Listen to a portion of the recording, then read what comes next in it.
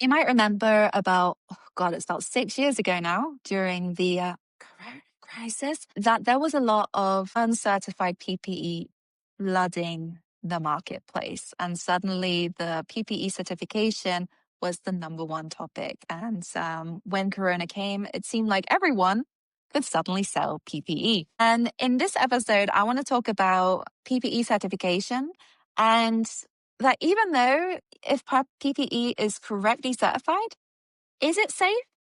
Should we use it? And that's something I want to explore in this episode. My name is Laura Dorman. I'm a health and safety specialist based here in Basel, Switzerland. And welcome to the channel PPE Quest, where I talk about everything about PPE and health and safety. Enjoy.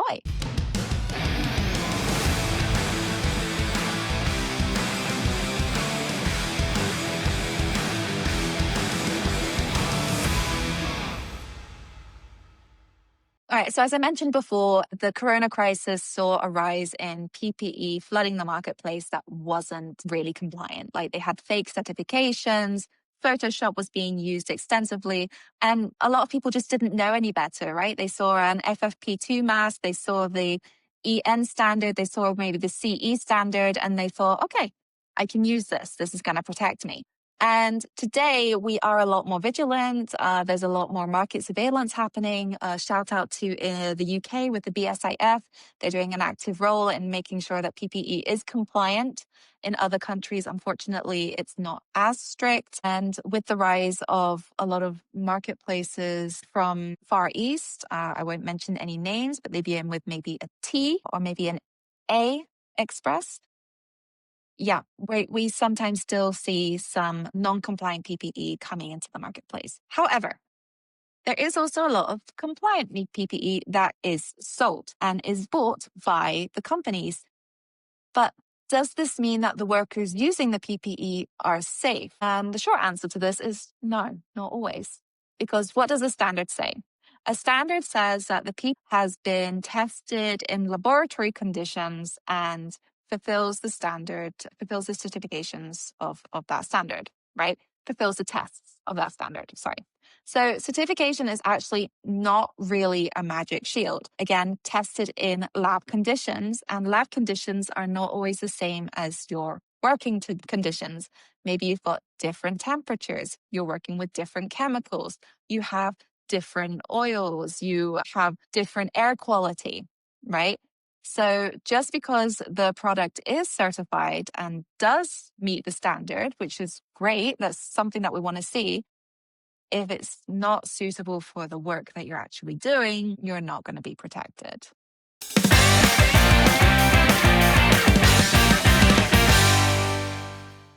The certification of the PPE doesn't mean that it's the correct PPE for the job. And a lot of PPE is certified for specific risks only, and it just doesn't really go any deeper than that. I'm going to give the example about gloves.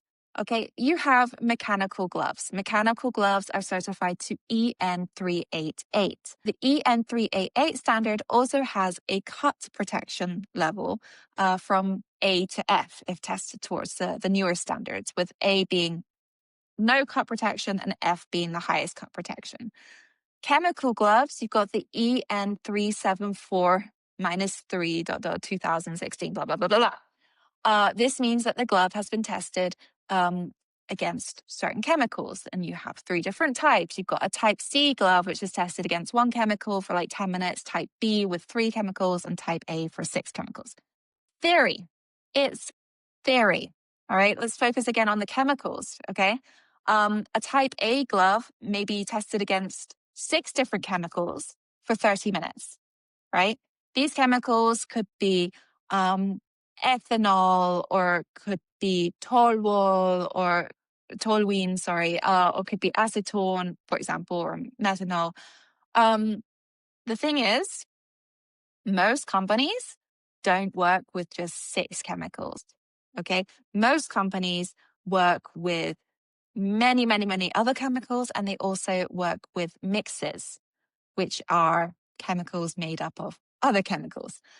And the theory means, like, this glove may have a good certification against, I don't know, ethanol, but if you're working with another chemical, it's not exactly going to work. So the theory is, yes, it's a chemical glove, but the practical thing is, yeah, it's a chemical glove, but doesn't protect me against my chemicals. So you need to talk to the producer of the gloves, talk to a safety expert, get a real analysis done, maybe talk to an occupational hygienist to do some measurements, to really analyze the data sheets that you have. Because just because it's a chemical glove certified to EN374 minus 13 2016, whatever, doesn't mean it's going to be suitable for your job. And again, with the cut protection, sure, you can have an EN388 cut level 5, wonderful, cut level F, sorry, which would be the highest cut protection that you need. But if you've got a latex coating and you're working with oil, that's not exactly going to work because you have not chosen the right coating for your workplace environment. Oil and latex don't work together. Give it a try. It's fun.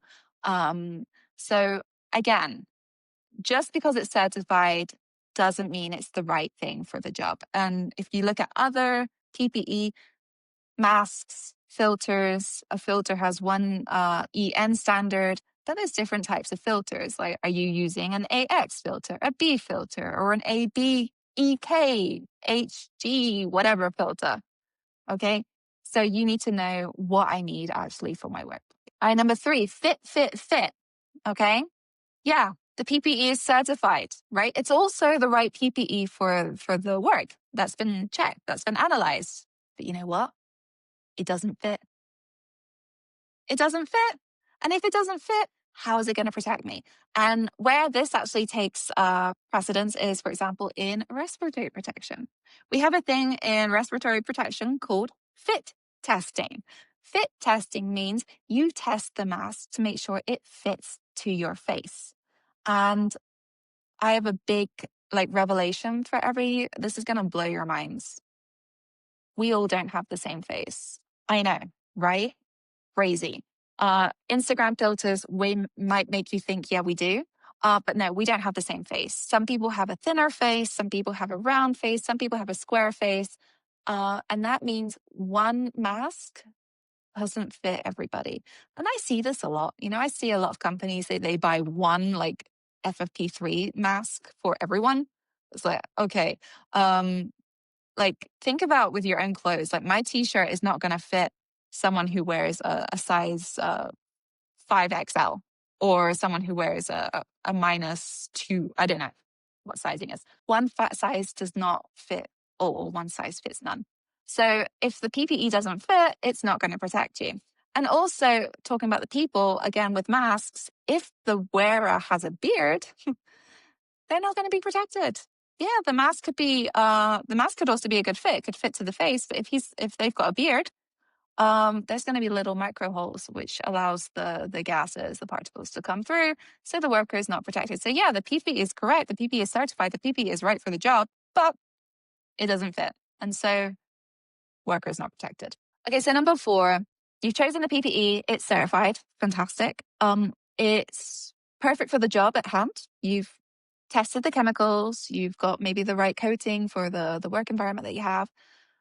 But it's not being worn.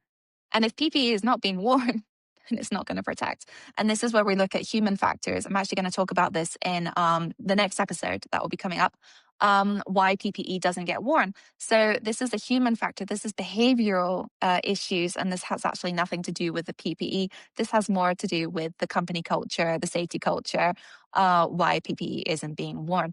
So if PPE has maybe even been modified as well. This is also an issue. Like, someone has maybe written their name on their helmet, or they've cut something off. Or something I saw a recent visit is the worker had prescription safety glasses, but he took off the side temples because they were annoying him. Okay, so yeah, the glasses are no longer compliant, right? They're not certified anymore. So that now we have an issue with badly certified PPE. But yeah, human factors is often a problem when even when PPE is certified. And number 5, right? PPE does get old. Okay, you know, even though it's certified, it doesn't mean it's going to last forever. Okay, I have seen PPE in some companies which belong in a museum. Like I have like seen masks which haven't even been produced maybe this, I'm going to say this millennia. That's when it gets really bad. PPE has a shelf life. Where do you find out the shelf life? Look in the instruction manual. Don't throw away the instruction manual. It's a really important document, by the way, but look in the instruction manual or talk to the producer. How is PPE being stored? Is it protected from UV, from heat, from chemicals? Are the filters being stored separately from the masks? That's my tip. Don't put the filters on the mask, store them separately. So even though the PPE is compliant, it's been chosen for the job, if it's not stored correctly, or if it's been stored for too long, or if it's just too old, it's not going to work. PPE gets old, it ages, it degrades, the protection then wears off, and therefore an accident can happen. And certifications are about 5 years, and then they have to be recertified anyway. So make sure that your PPE is still in date and not expired. Training. Number 6, training gaps. Okay. You've got the PPE. Good. It's certified. Fantastic. It fits the workplace. Great. You give it to the workers. Good. The worker is wearing the PPE. Fantastic. We love this. This is great. The PPE is not too old. Great. The worker doesn't know how to put on the PPE properly. What? What do I mean by that? Okay, let's look at hearing protection. One rule of thumb is like if you're wearing like these little earplugs, if you can see the earplug, the worker is not protected. And how often do I see earplugs when I go through production sites? Because the worker has not been taught how to properly insert an earplug. And I know it sounds simple, the simplest thing, but if it's not inserted correctly, then you're going to have a little gap and then the sound waves can come in, the hairs can move, etc. Okay. So we need to train the workers not only why they have to put on the PPE, but also how to put on the PPE. Okay. How do you put on gloves? How do you take off gloves? Also a tip, not with the mouth. Okay. I have seen this. We are not burlesque dancers. Maybe we are, but chemical gloves, which have been contaminated, do not belong in your mouth, just saying. How do you take off a chemical suit? How do you put on a chemical suit? Do you put your full face mask above the hood or under the hood? I'll leave it in the comments if you know the answer to this. But often I see PPE just being worn incorrectly. And if it's worn incorrectly, it's not going to protect you. Okay. So even though the PPE is compliant, it's been chosen, etc., if it's not worn correctly, it's not going to work. All right. So the uncomfortable truth. Okay. PPE, as great as it is, and I love it, we cannot forget that PPE is the last line of defense. It is the last thing between the person and the hazard. And if it doesn't work, there's no protection. The hierarchy control says that you should look for first a substitution. Can I replace the hazard with something else? Is there a technical solution? Is there an organizational solution?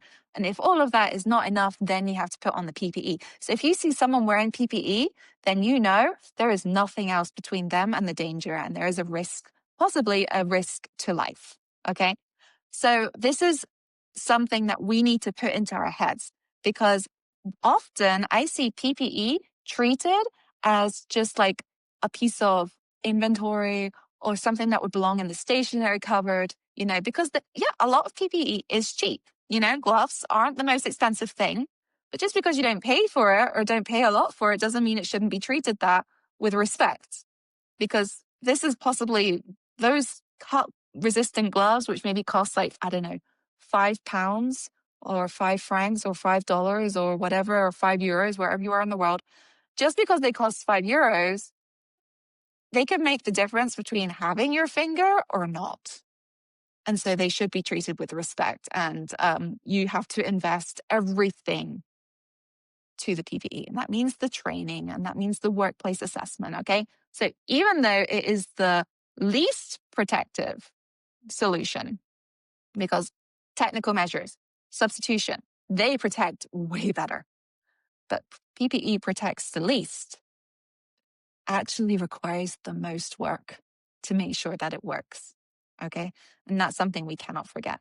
So, yeah, PPE needs to be compliant, but you have so much more to do when it comes to PPE.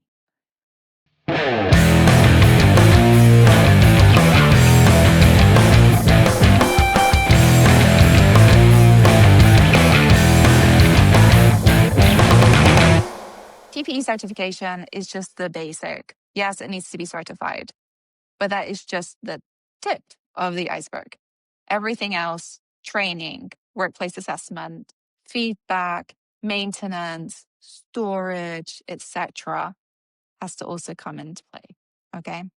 And if you ever need any help, if you want to ask me about any of this, please feel free to contact me. I am available on LinkedIn. My name is Laura Dorman. You can also send me an email at laura@lauradorman.com, or you can write in the comments, and I will be very happy to give you some assistance when it comes to PPE. Thank you so much for listening, and I wish you a great start to the year. Bye.